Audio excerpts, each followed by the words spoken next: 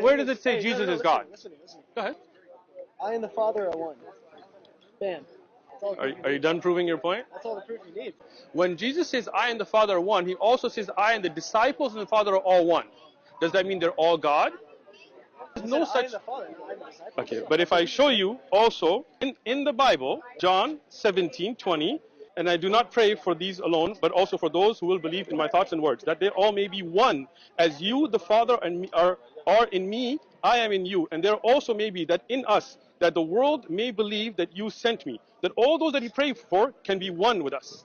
So now, if you, that's like all those we pray for can go to heaven. are all That's what I'm one, saying. or Yeah, can be in all me one. So now, All when you one say meaning me going and the to heaven. Father are one, and he says all the disciples and me are one, He's talking about that the does kingdom of not heaven. mean that they are God. All right. First off, Hello? I'd like to report a murder. Yeah. great response from my friend David Wood, an apologist to Muslims. But look, kudos. This is a catchy video. It's dramatic. I think this Christian was well-intentioned, but this Muslim put him in his place.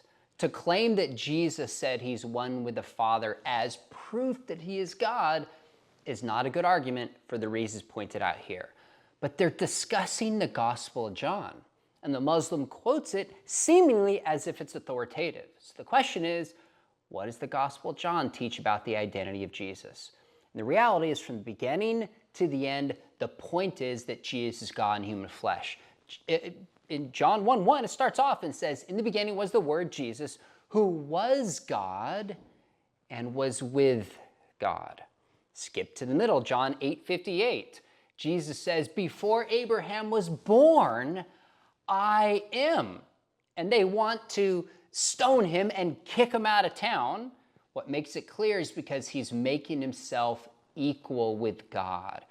And then in the climax of the book with Thomas in John 20:28, what does Jesus say to Thomas? Actually, Thomas says to Jesus when he realizes who he is, he says, my Lord and my God.